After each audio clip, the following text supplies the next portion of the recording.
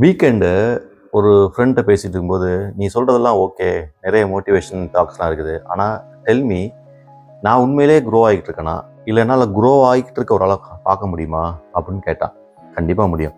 இந்த ஆட்டிட்யூட்ஸ்லாம் ஒருத்தவங்ககிட்ட இல்ல உனக்கிட்டே இருக்குன்னா, நீ க்ரோ ஆகுற, இல்ல நீ ஒருத்தர பார்க்குறவன் க்ரோ ஆகுறான்னு சொன்னா, அது என்னன்னு சொல்றேன் பாருங்க. ஒண்ணு என்ன அப்படின்னா, ஃபர்ஸ்ட்டு வந்துட்டு அவங்க நிறைய லேர்ன் பண்ணிக்கிட்டே இருப்பாங்க. லேர்னிங்ஸ்னா என்னென்னா, படிக்கிறது கிடையாது. கிராஃப் ஆட்டிடியூட்லேருந்து பார்த்தீங்கன்னா, லைஃப் லேர்ன் பண்ணிட்டே இருப்பாங்க. ஒரு கேரக்டராக இருப்பாங்க. ஒரு ஷார்ட் டெம்பராக கூட இருக்கலாம், சரியா? கொஞ்ச நாள் கழிச்சு பார்த்தீங்கன்னா, அவன் ஷார்ட் டெம்பர் இல்லாமல் இருப்பாங்க. So mind that which we have to control அப்படிம்பாங்க இல்லையா?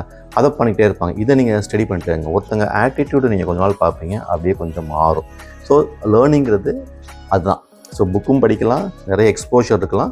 ஸோ இதில் என்ன சொல்ல வரேன்னா, லேர்னிங் எக்ஸ்போஷர் ஒருத்தருக்கு அதிகமாக இருந்துக்கிட்டே இருக்குது அப்படின்னா, அவன் க்ரோ பாத்தில் இருக்கான் அப்படிங்கிறது ஒரு பாயிண்ட்டு. செகண்ட் என்னென்னா, அவன் ஃப்ரெண்ட்ஸு, அவன் யாரோட பழகுறான், அவனுடைய ஃப்ரெண்ட்ஸ் சர்க்கிளாக நீ நல்லா எடுத்து பார்த்தீங்க, இல்லை க்ளோஸ் ஃப்ரெண்ட்ஸ்லாம் பார்த்தீங்க அப்படின்னா, ஒரு மிகப்பெரிய அச்சீவராக இருப்பாங்க, இல்லை மிகப்பெரிய பிஸ்னஸ் மேக்னட்டாக இருப்பாங்க.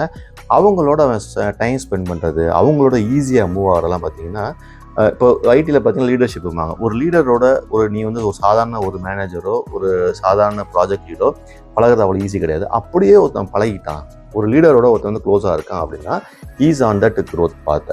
அவனுடைய ஃப்ரெண்ட்ஸு, அவனுடைய பாஸு ஆர் அவனுடைய பிஸ்னஸ் ரிலேட்டட் பீப்புள் எப்படி இருக்குது, அதுதான் என்வாயன்மெண்ட். இப்போ நான் என்ன சொன்னேன், லேர்னிங்கு ப்ளஸ் என்வாயன்மெண்ட் இருந்துச்சுனாலே போதும், அவன் வந்து ஒரு க்ரோயிங் சர்க்கிள்குள்ளே இருக்கிறான் அப்படிங்கிறது தெரிய வந்துடும்.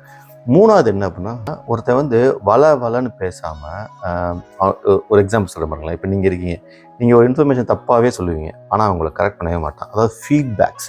ஒரு ஃபீட்பேக் கொடுக்காம ஒருத்தன் வந்து ஒரு விஷயத்தை அப்சர்வ் பண்ணிகிட்டே இருக்கான் அப்படின்னா, மென்டலி ரொம்ப ஸ்ட்ராங்காக மெச்சூர்டாக மூவ் ஆகிட்டு இருக்கான்னு அர்த்தம். நிறைய பேர் பார்த்தீங்கன்னு வச்சிங்கன்னா, வளன்னு பேசும். அதான் எலைட் கம்யூனிகேஷன். எப்படின்னா, அமைதியாக அப்சர்வ் பண்ணிக்கணும். உன் ரிசல்ட் எப்போயோ தேவையில்லாத நம்ம ஊர் ஓலப்பாயில் நாய் வந்து ஏதோ பண்ணி தம்பாங்க இல்லையா, வளன்னு பேசுகிறது, அதுக்கு மீனிங்கே இருக்காது. அப்புறம் சேவை இல்லாமல் போய் டிக் பண்ணி இன்ஃபர்மேஷன்ஸ்லாம் கேதர் பண்ணிகிட்டே இருப்பாங்க. சில பேர் பை பார்ன் ஆட்டிட்யூட் இருக்கும். அதெல்லாம் இல்லாமல் பார்க்குறதுக்கே பார்த்திங்கன்னா ஒரு எலைட் இன் த சென்ஸ், இன்னொருத்தவங்க விஷயத்தில் தலையிடாமல் இருக்கிறது, இன்னொருத்தவங்க போய் நோண்டாமல் இருக்கிறது, அப்படியே அப்சர்வ் பண்ணிட்டு போய் கேட்குறது.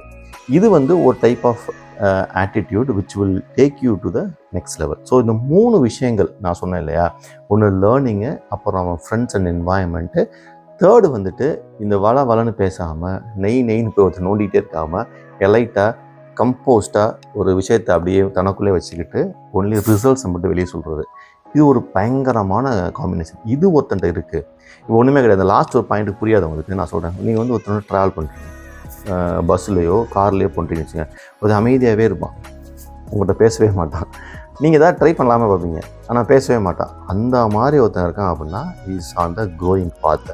அதே மாதிரி நீங்களும் உங்களை கற்றுக்கணும் அப்படின்னா, அது பெரிய ஆர்ட்.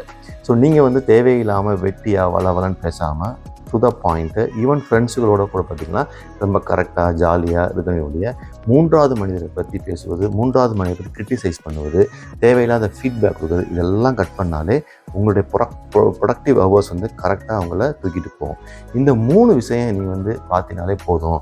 நீ வந்து நீ க்ரோ ஆகிட்டு இருக்கியா, இல்லை உங்கள் பக்கத்தில் க்ரோ ஆகிருக்காங்கிறது ஈஸியாக நீ பார்த்துக்கலாம்னு நான் சொன்னேன். முடிஞ்சால் நீங்களே ட்ரை பண்ணுங்கள். தேங்க்யூ.